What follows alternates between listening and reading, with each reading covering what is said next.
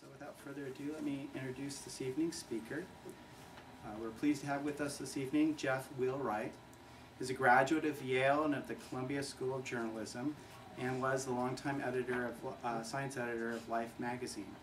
Back in 1989, he ventured off on his own as a freelance journalist and has contributed articles to such magazines as The Atlantic, Discover, and Smithsonian. He's also authored two previous books, one, Degrees of Disaster, about the Exxon Valdez oil spill, and also Irritable Heart, which was about Gulf War syndrome.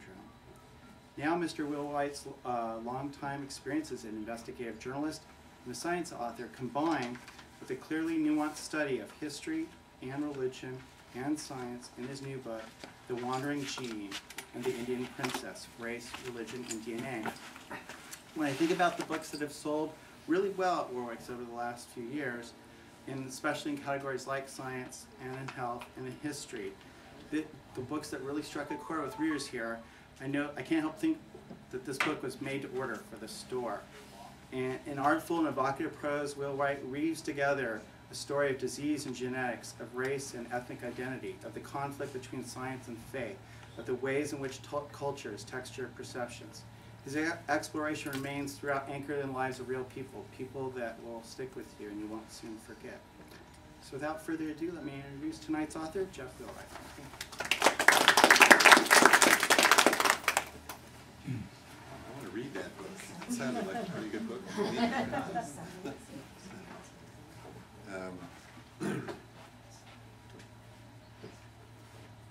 I think John also kind of got at the potential difficulty. I think probably not wise to talk about potential difficulties, but one difficulty nonfiction writers are urged to avoid is trying to do too much at once, too many things at once, too many strands perhaps. And I did an interview just the other day with I'm going on to Arizona and New Mexico, and as you may know, the book is sort of set in northern New Mexico, southern Colorado. So they're pretty stoked for my appearance at bookstores there, and the reporter for the Albuquerque Journal said, "Well, there's so many threads," and he got me to admit that I don't usually talk about Brock, who's really just about my favorite artist, and in trying to think about how to do something a little more original and unconventional with the nonfiction form, I thought a lot about cubism and the idea that, yeah, I can put all this stuff in, just start each chapter with a new plane slashing across the canvas into it and intersecting and cutting through and reflecting off of other planes. So some of the themes that John touched on, it seems like I am trying to do a lot. But there is a method to my madness. But for tonight, I'm really going to try to keep it simple. I'm certainly not going to highlight all the themes that I wanted to write about. So let's just deal with two and let the title guide us. And so I'm going to read you from the very first lines of the book, the prologue. This is the woman, my protagonist, whom I call the Indian Princess, and of course her antagonist is the Wandering Gene, this mutation. So I'm going to really just read you about these two figures, who really kind of had a titanic battle, and Shawnee was in many ways more than a match for her genetic inheritance. Shawnee Medina was a happy girl. She was a happy girl who felt she would die young, but all that was under the surface.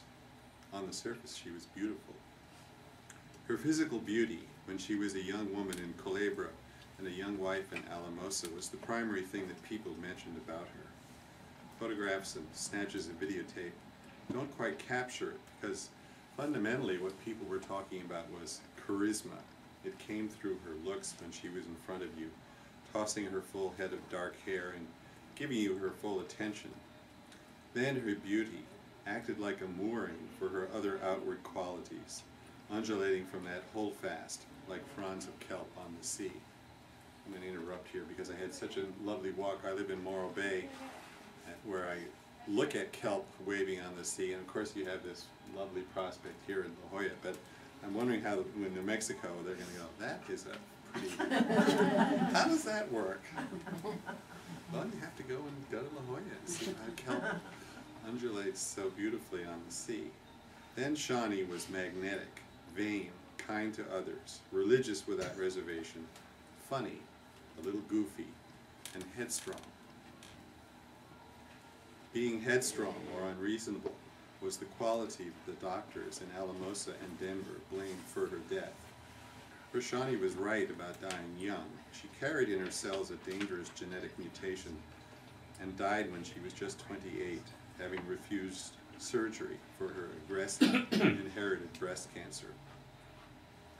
The gene she carried is known as BRCA1 185del-AG, a famous gene with a long pedigree.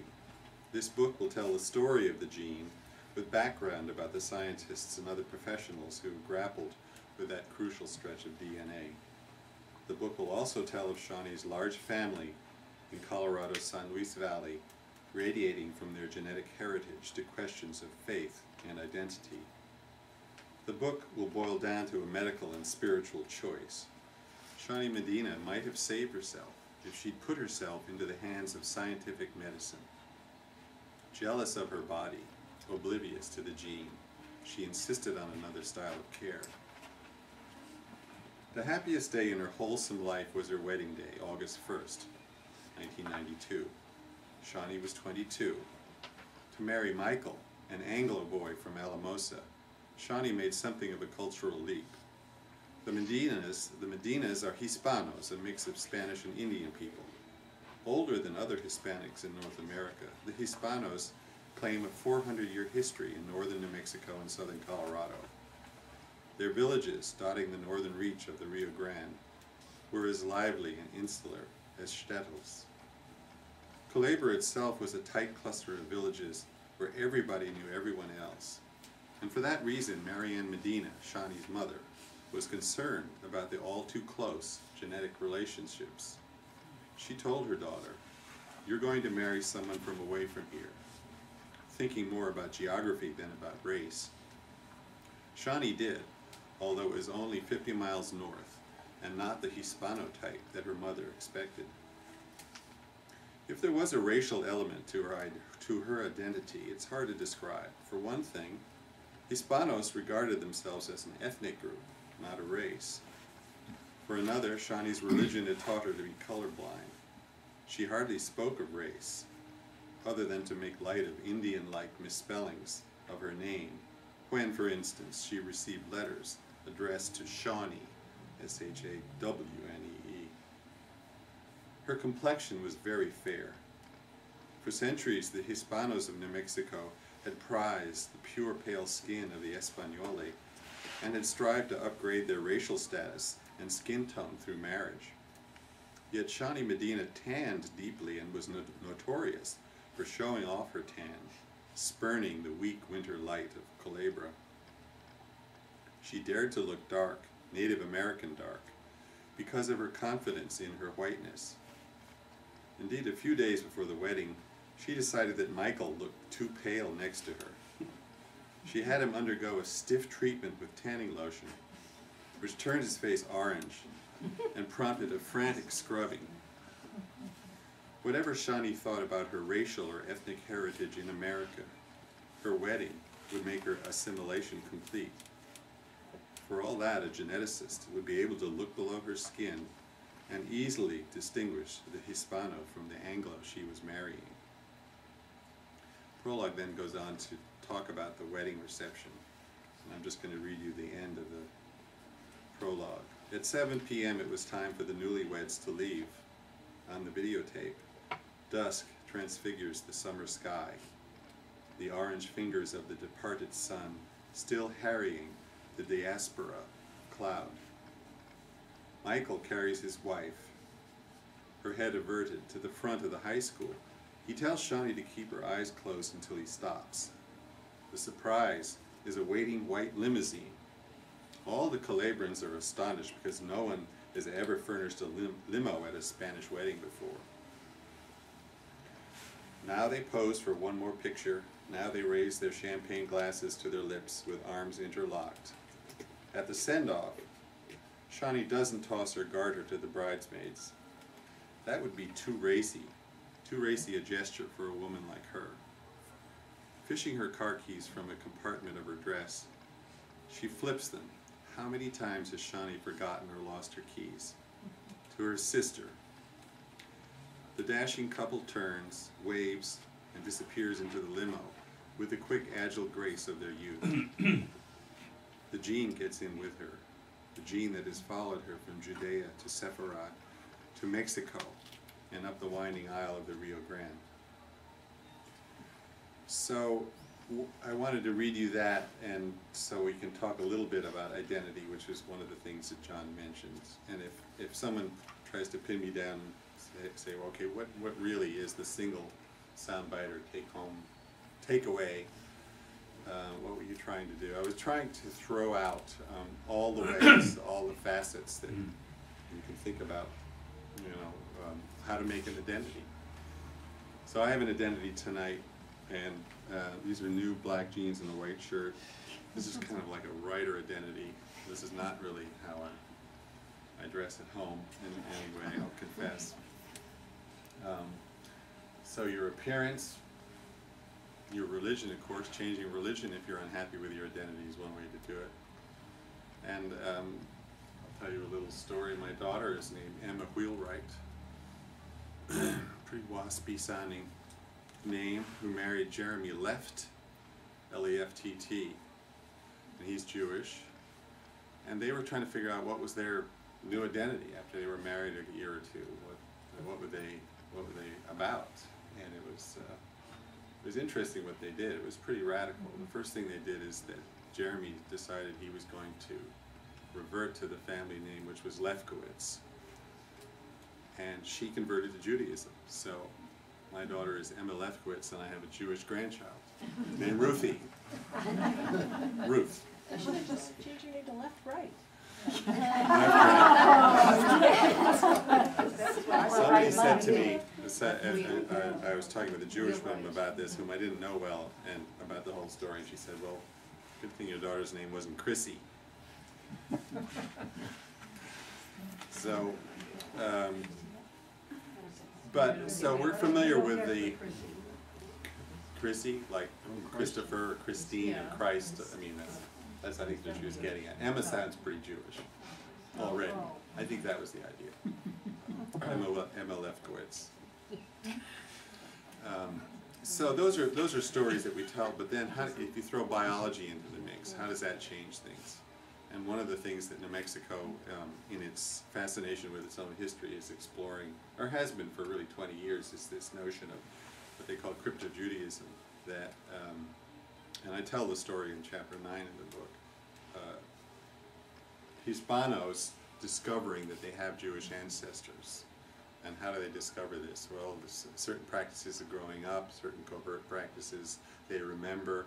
They then, a number of them take the DNA tests of the Y chromosome. This is the most popular one, and are told by online consumer companies that yes, you can make a good claim that you have a Jewish, at least one male Jewish forebear, and of which you have many other forebears who aren't revealed by the test. But if it is in your mind, in your heart, to change your identity, this is another tool that you can draw on. And Shawnee was not was quite apart from these quests. I think I tried to. She had a very unique identity. She carried a Jewish gene. She was she had Native American ancestors she knew about, certainly, and she came from a long line of Spanish Catholics.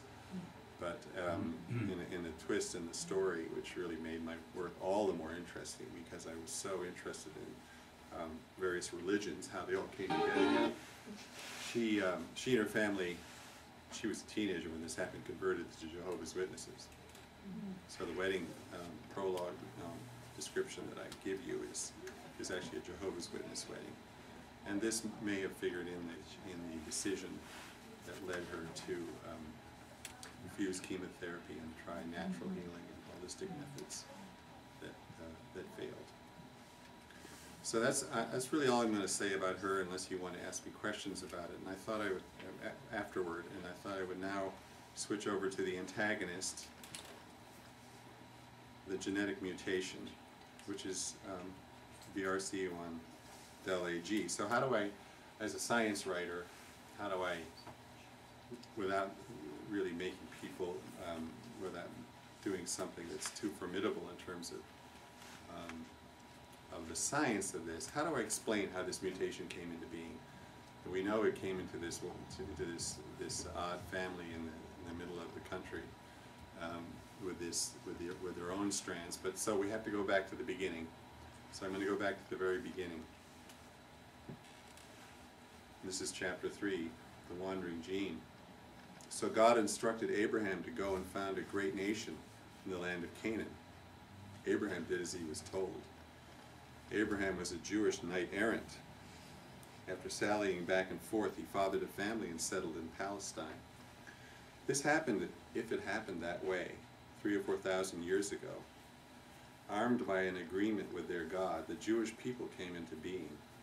First a family, then a clan, then a tribe.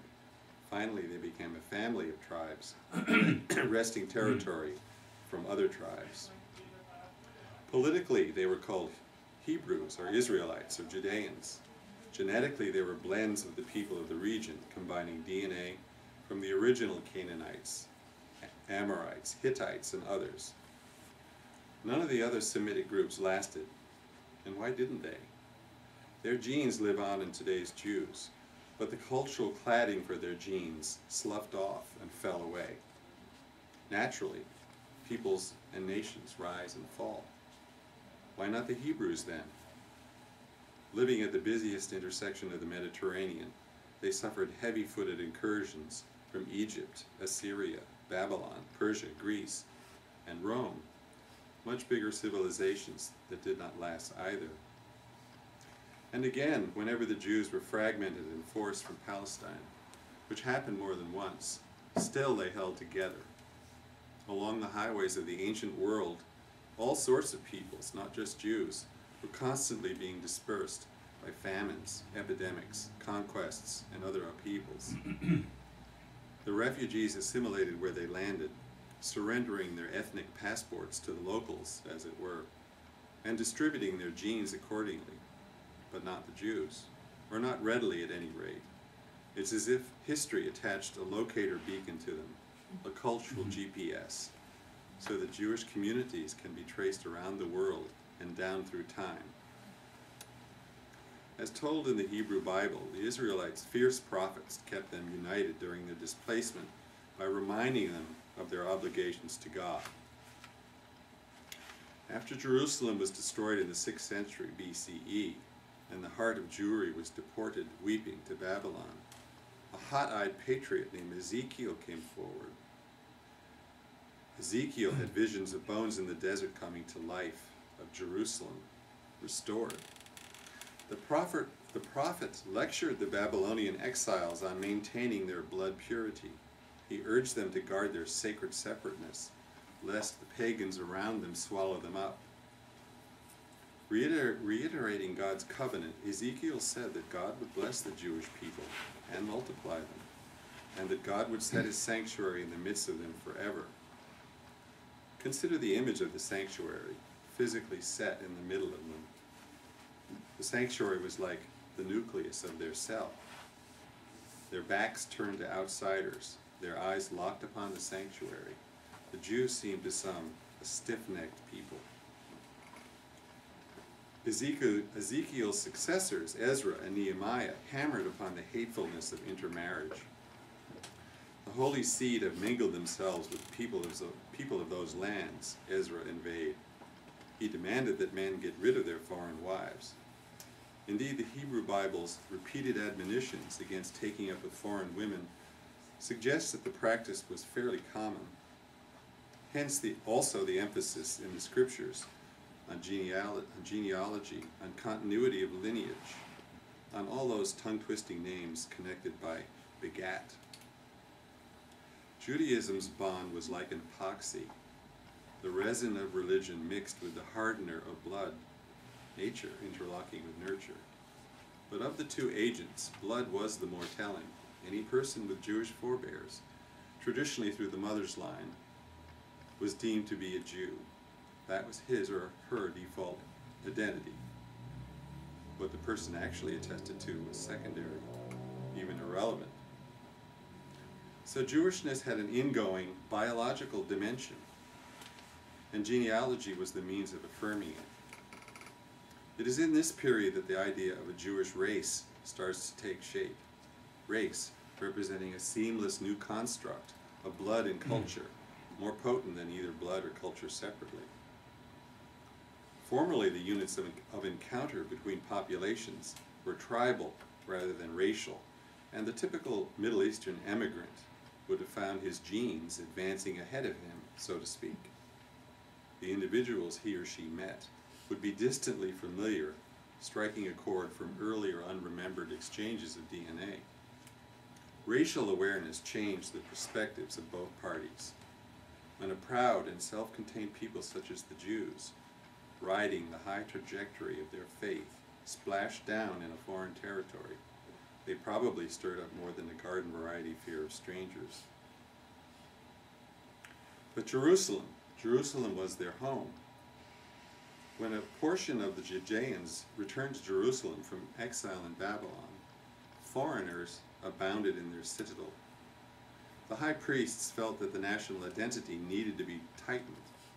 If DNA analysis had been available, the Hebrew prophets might have become even tougher guardians of the racial purity of Jews. A panel of Jewish genetic markers might have been created. Lining up at the rebuilt temple, the people would have provided DNA swabbed from their cheeks. The racial test analyzing the entire genome or inventory of their genetic material would have allowed for the earlier borrowings from Semitic groups. That is, a certain percentage of Canaanite heritage would be expected, and within ranges, other foreign genes would be grandfathered into the criteria as well. Conversely, among the diagnostic markers of Jewishness, the new breast cancer mutation, 185 del AG, might have been flagged because it's nearly surefire proof of Jewish ancestry.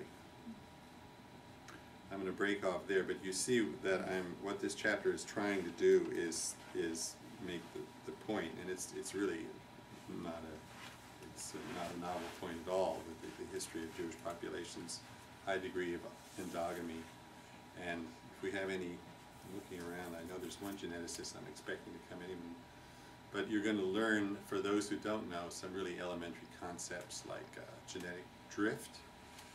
You've probably heard of the term bottlenecks, and you know that this chapter goes on and actually concentrates on Ashkenazi Jews, and who suffered a number of bottlenecks. And when you have mutation carriers going into a bottleneck at the other end, when the population is reduced and starts to expand again rapidly, genetic drift can cause frequencies really to expand rather radically, and that's how you that's why this mutation became so relatively prevalent. It's Ashkenazi Jews, the carrier rate is 1 in 100. And I'm just going to read you one more little bit about the gene, how we know its age. The breast cancer mutation 185 del AG entered the gene pool of Judeans around the time of the Babylonian captivity, some 2,500 years ago. Random and unbidden, it appeared on the chromosome of a single person who is known as the founder, in the same sense that Abraham is said to have founded the Jewish people. Scientists call the person at the top of a genetic pyramid a founder. Whether a man or a woman, this particular founder was born missing the letters A and G at the 185 site on one copy of his or her BRCA1 gene. And as you probably already know, genes come in pairs, so all of us carry 2 copies of the BRCA1 gene, which is a tumor suppressor gene. This is not so densely explained in other parts of the book. And since it's a very long gene, this particular one, thousands of letters, long, letters being a kind of a metaphor for the bases. At the 185 site, on one copy, that is 185 letters in, places in, something happened to snip out the next two letters, the AG. The mutation, the deletion of these two letters interrupted the genetic code and disabled the gene's protective function. The mutation wasn't immediately harmful to the founder because he or she had another copy of the gene that worked. The 185 del AG mutation is very old, so how do researchers know when the founder lived? The date was deduced from historical evidence. When Jerusalem was restored to them, not all the Judean exiles returned from Babylon. The ones who stayed behind are the ancestors of Iraqi Jews, who are today much reduced in number, but for centuries they were a venerable center of the faith. In addition to the Jews living in Mesopotamia and Jerusalem, satellite communities had sprung up elsewhere in the Middle East. A decentralization of the gene pool had begun, and the distances between groups acted as barriers to the exchange of DNA, barriers that persisted into the modern era. In the 1990s, when scientists in Israel tested BRCA1 carriers from the dispersed Jewish populations, they discovered that all had the same spelling in the genetic region of 185 del AG. Clearly this was a universal Jewish mutation. But some of the matches between groups were off by a letter or two, which indicated minor changes since they had split apart. Rolling back the demographic clock, the scientists inferred that the mutation's founder must have lived before the groups divided, that is, prior to the Babylonian watershed. So that is your antagonist, and the rest of this chapter, as I said, is going to follow the mutation as it's carried into the Ashkenazi population, which, as you know, is the homeland in Central and Eastern Europe of Ashkenazi Jews. And there is, of course, another major pathway of the diaspora, which was west along the North African coast to a place they called Sepharad, and the Romans called Hispania. And so this is the story of the mutation as it in the Sephardic Jewish community, which was a very large community in the early Middle Ages, and before the most powerful community by far of the world's Jews at that time, and was blown up in 1492 by the expulsion by Ferdinand and Isabella. And that population is you're familiar with the story of the Inquisition and the forced conversions. And so many so-called new Christians, as they were called, to get out of the pressure of the Inquisition, did migrate around all over the world, really, but to Amsterdam, and some went to Mexico. And from there, it's a short step up the Rio Grande, as I rather fancifully described, the mutation working its way up to, and by then, it's many other historical and demographic factors are coming into play, creating the Hispano people. So, I'm going to read you, at this point, I probably have gone my advisable 20 minutes, and what I did last night, I was with Romans in Los Angeles. I said, okay, panel, who wants to stop for questions? Who wants to hear some more from the book? And what I would read to you next, if you're of a mind to hear more reading, is I'll switch focus rather radically and give you a taste of a very interesting religious minority in San Luis Valley called the Penitentes. These are an underground folk Catholic brotherhood that emerged in northern New Mexico in the latter half of the 19th century. They're pretty heavy-duty Catholics. They're also fans of Sister Shawnee. So shall I read that, or would you like to stop? What do you think, Don? I made that tempting enough for you. Okay.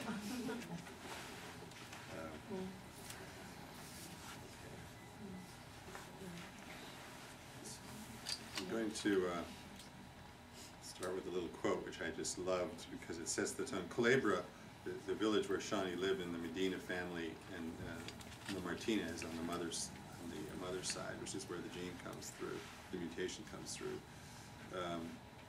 The settlement of the San Luis Valley was really very, very late in the history of New Mexico. And Willa Cather wrote a wonderful book, as you know, That Comes with the Archbishop, which I recommend if you haven't read it. It's great. It's a great book. And she notes in an afterword, in lonely, somber villages in the mountains, the church decorations were more somber, the martyrdoms bloodier, the grief of the Virgin more agonized, the figure of death more terrifying. Each village in Culebra had a holy guardian. La Plaza de San Francisco, established on the eponymous creek in 1853, took St. Francis for its protector. The settlers of Culebra built a low, flat-roofed, mud and wicker church, and soon afterward they built a Marauder. The original church of San Francisco is long gone, replaced by the spindly white structure described earlier. Actually, this is my photographs are in the book, and this is also my picture of this quite one striking church in the middle of this bare, impoverished little hamlet.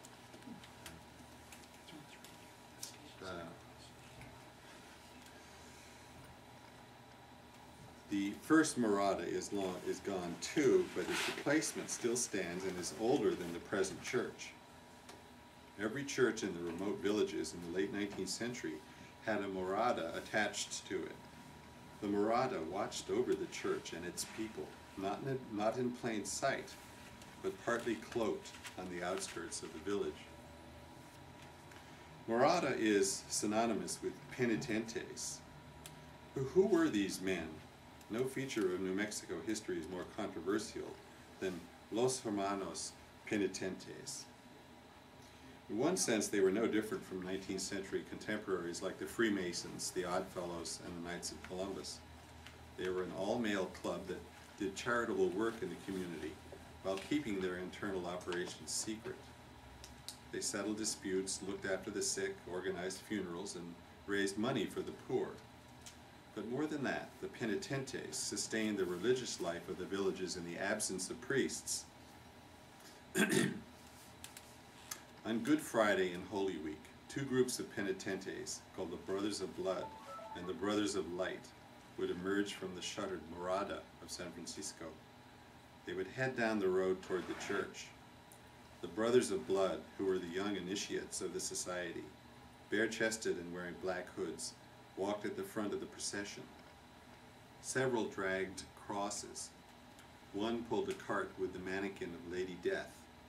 The rest scourged their backs with rhythmic lashes, first over one's shoulder, like they did it like this apparently, then over the other, a score of whips cracking as one. The whips, or disciplinas, were made from boiled yucca leaves, an Indian technique that made the leaves flexible but kept the edges very sharp. Some of the young hermanos might have a cholla cactus strapped to their backs, the spines digging in with each step. Next came the Brothers of Light, wearing white, the older men and officers of the society. Holding torches, they sang the albaros, the slogging hymns of regret and penance. The whole village attended the pageant, falling into line as the brothers passed, and then turning back from the church to the Calvario, the Calvary, the hill above the Marauder, where a mock crucifixion would take place. As night crept up the mountains, the Passion ritual moved indoors for the climactic ceremony of tinieblas, or darkness. It was the only time the public was invited into the Marauder. The elongated building had 3 rooms.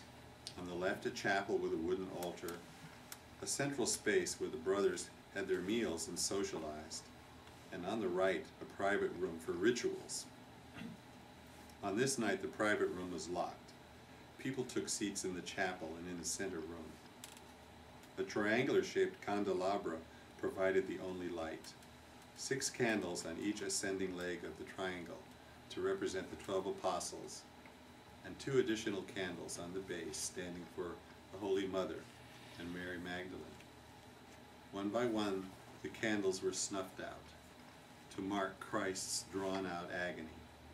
The sound of the lashes and the crying of the albados were much louder when heard indoors. Unschooled and crude though they were, the Penitentes performed a social service. They could be regarded as a normal extension of Hispano culture until the Americans came. And then, in the mirror held up by the gringos, they were turned into freaks. Prohibited by the bishop in Santa Fe from marching with their crosses or lashing themselves in public, the Penitentes went underground. In private political protest, they seem to have stepped up their penances and also to have toughened the initiation rites for new members. It was rumored that they held secret crucifixions in the hills using real nails, not ropes. By the early 20th century, the New Mexico Penitentes were a part of the pulp fiction of the American West. Tourists came hoping to get a glimpse of their sensational rites. A 1936 B movie, The Lash of the Penitentes, showed a naked woman being whipped in a Marauder. Though it purported to be a documentary, the film exploited both racial and religious prejudices against Hispanos. "Wake up, America," the scandalized narrator intoned. "Here in our own country, we can see the very heart of Africa pounding against the ribs of the Rockies." But after World War II, the melting pot of assimilation weakened the Penitentes' appeal. Hispano boys who had joined the army were embarrassed when they were asked to explain the scars on their backs. The church made amends with the Marauders, ending the sanctions, and women were allowed in as auxiliary members. Flagellation, the word itself went out of use, let alone the practice. From about 300 brothers at its peak, the role of the Culebra Marauder shrank steadily, along with a decline in church-going everywhere.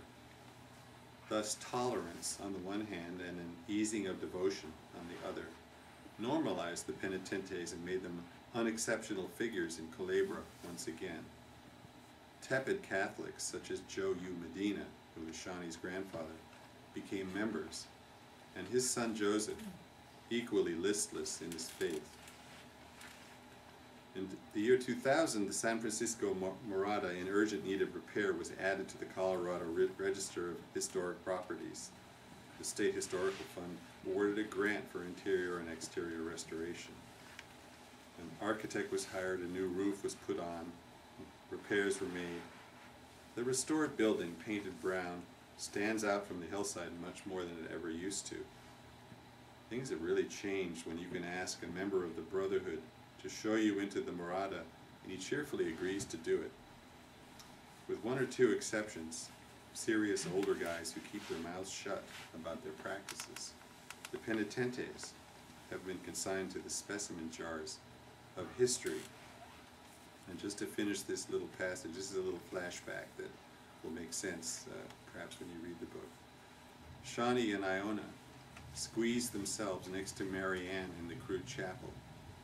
When the last candle went out and the room was black, a voice said, "All the living and dead come forth to join us for the love of God." Men stamped their feet and pounded the walls and dragged chains across the floor, invoking the earthquake and the chaos that broke out in Jerusalem when Jesus gave up the ghost. A demon materialized, spinning a noisemaker in the beam of a flashlight. That noise, that grinding thing, it was horrible, said Marianne. My girls were screaming. When it was over, someone lit the candles again. Filing out of the Marauder, people smiled as they do after a good performance, and readied their spirits for Easter. But Marianne and her kids had had enough of Catholic ritual. Without knowing it yet, they were headed for the Kingdom Hall. And then I go on to talk about, in this chapter, about the Protestants who came to New Mexico and the eventual emergence of the Jehovah's Witnesses, who are a pretty strange Protestant sect, as strange in their way as the Catholic Penitentes, and as strange perhaps as the fundamentalist Hasidic Jews who appear in the book a little later on when I talk about efforts to control Tay-Sachs disease and also the founder mutations. Interesting Hasidic rabbi named Joseph Eckstein devised a testing system that would spare young people from knowing their actual status, but prevent them from getting together. They would be urged to not go forward in dating, make a match if they. Shidduch. Yeah, I have. So I think that's probably a good place. That probably is enough for me, and I'd be happy to take questions that you have. I have one question. We know that there's three major founder BRCA gene variations, Jewish founder genes, and we have a tendency to sort of focus in on the Ashkenazi picture. As a matter of fact, Myriad themselves has a form for every patient to fill out at any time. You have Ashkenazi background. They don't say you have Jewish background, you have Ashkenazi background. Yet in your book, there's in the bibliography, you even quoted an article which was, I think, number 42 in there, that we just looked at. Yeah, I think it came out last June, I think, and it talked about, wasn't it? The significance of the possibility of Sephardim as well, Yeah. into this, and I keep wondering if we're focusing totally on the Ashkenazi picture, because we are, I think I do a good job of pointing out that it's just because Ashkenazis are the most numerous, right, and they're the most studied, and geneticists who are Jewish are Ashkenazi, so there's a kind of a positive. So it's a little bit like the drunk, looking for his keys under the lamppost because that's the only place it's light. But the Sephardic, you could go and do the same effort in the Sephardic community, and I do go on to talk about how the genetic conditions of the Hispanic population are very similar. Nobody's done any genetic epidemiology of them to show that the frequency might be just as high, if not higher, with 185 DLAG in Hispanic Catholics. Yeah, I think we're missing the boat if we think that we have to focus in on only the Ashkenazi population. Yeah, I thought Myriad would have gotten that out of their literature, because it was, it got that name early on, as you point out, but within, by the year 2000, by 10 years, anyone who knew anything about genetics was not calling it an Ashkenazi. They were just calling it Jewish founder. Right. Yes, please. When you were doing your research, I remember reading a few years ago that there was some statistical evidence that ADD and immigrant populations might be linked. That when they ADD? Attention deficit disorder. Uh-huh. That they thought that there was a higher incidence of ADD in a variety of immigrant populations, and I just wondered, since that's in the same, if that came up at all in your research. No, I don't. I'm not much for the sort of genetic explanations of those really squishy behavioral conditions. So I'm the wrong person to ask about that. No, so I haven't done anything about that. Yes, sir. Yeah, has there been any genetic tests done in the people in New Mexico that have practices that are sort of crypto-Jewish, like flipping a cross over on a Friday night? Uh-huh. some of them have habits like the death in the family, they sit on the low chairs. Yeah, well, in So, that, and there's found in cemeteries from the 1500s Hebrew writing. So is there anything that these people? the 9th chapter of the book describes the two strands that I talked about earlier, the sort of biological way of constructing identity, coming together in a parallel research project with the cultural way. And what you're describing is that the crypto-Jewish trend, I guess, for lack of a better word, is going about 20 years, which has been supplemented by biology with Y chromosome analysis, and which is a very kind of limited test.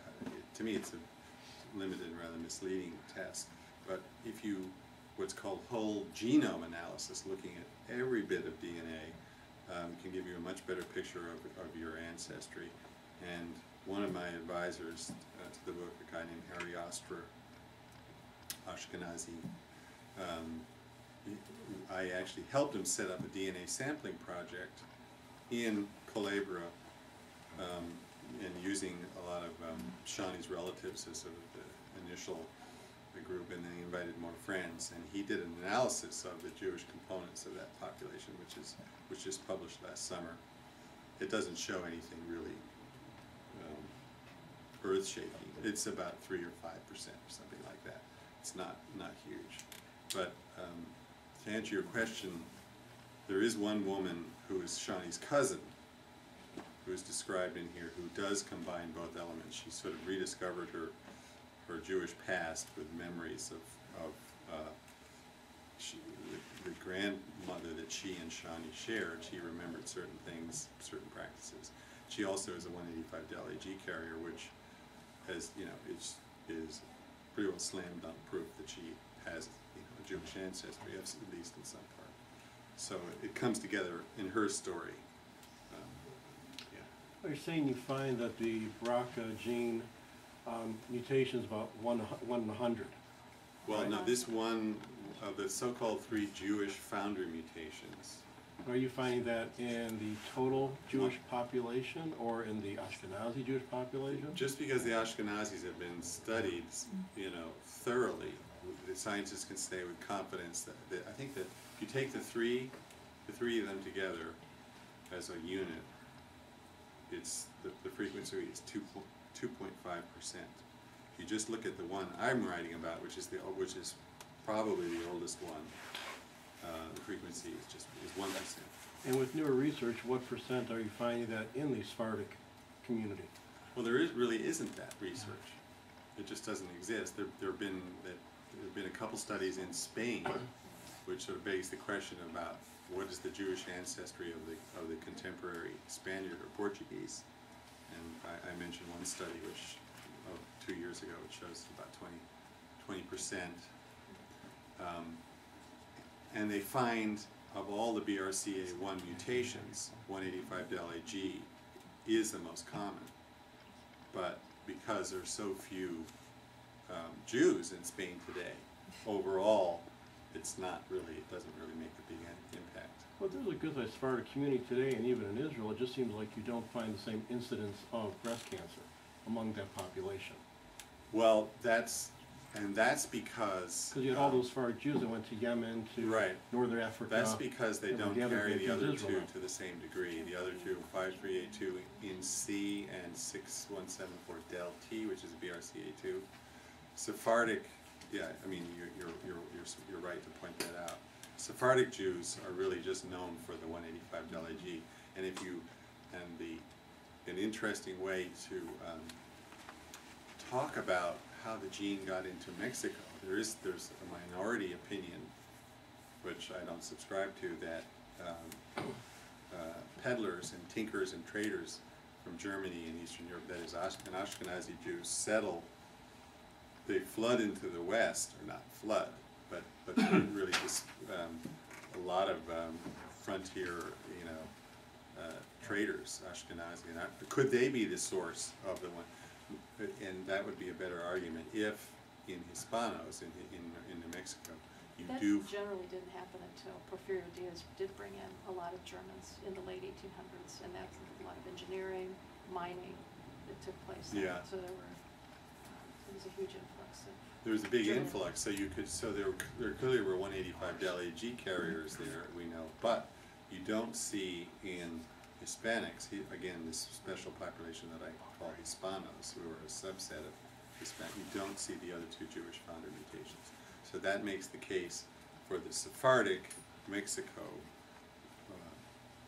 Spanish route stronger.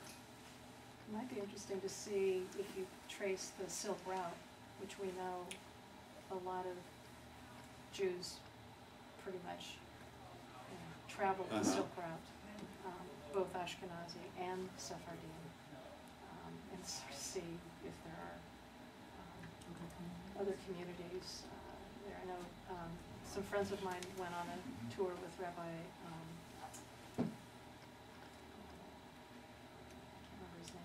off the top of my head, but he's done a lot of research since the 1960s on looking at and actually identifying small little pockets of Jewish communities in the Far East.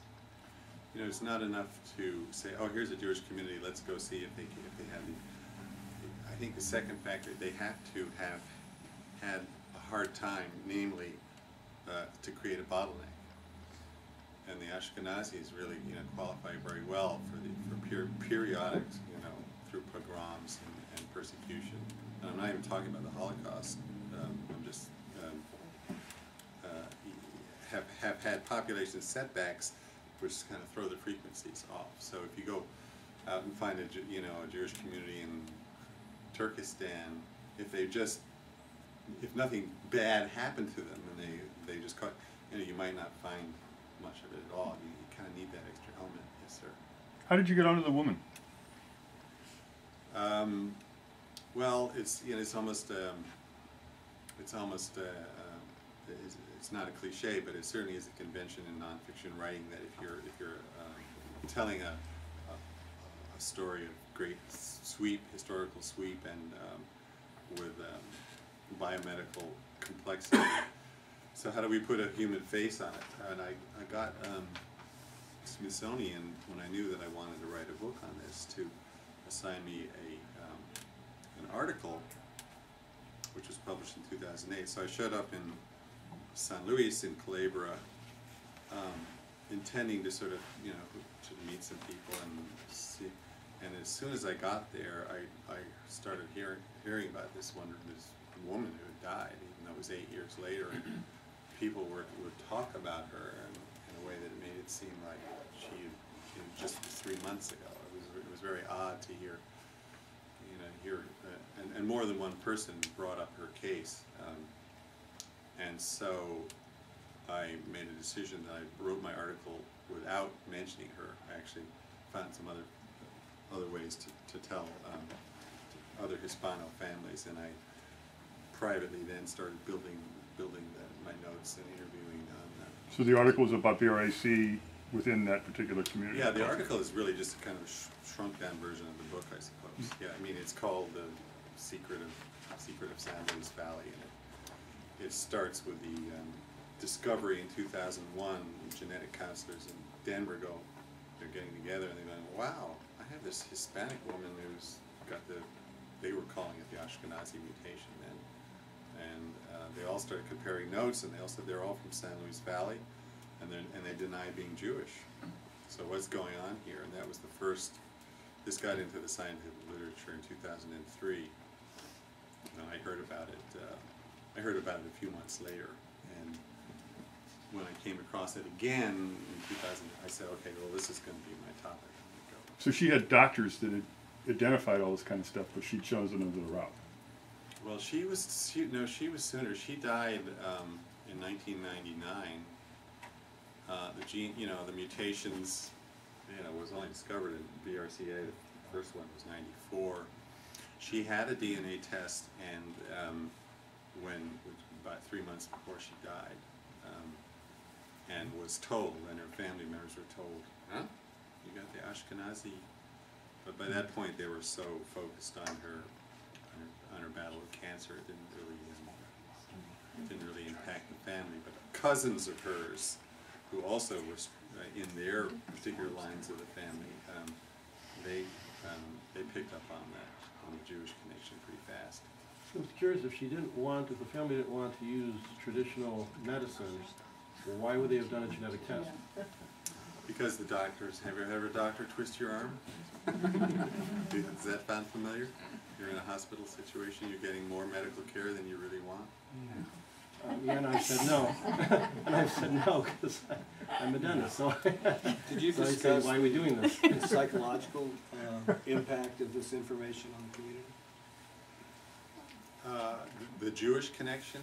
Yeah, that's, oh, could I or do I? Yeah, I mean, Could you? it's kind of mixed, like within this family, this extended the Medina Martinez family, there were some brothers, some uncles of Shawnee's who refused even to go to the genetic counseling session that was set up for them because they were so upset. They just wouldn't say, no, we're not, that's bullshit. I mean, we're not related to Jews.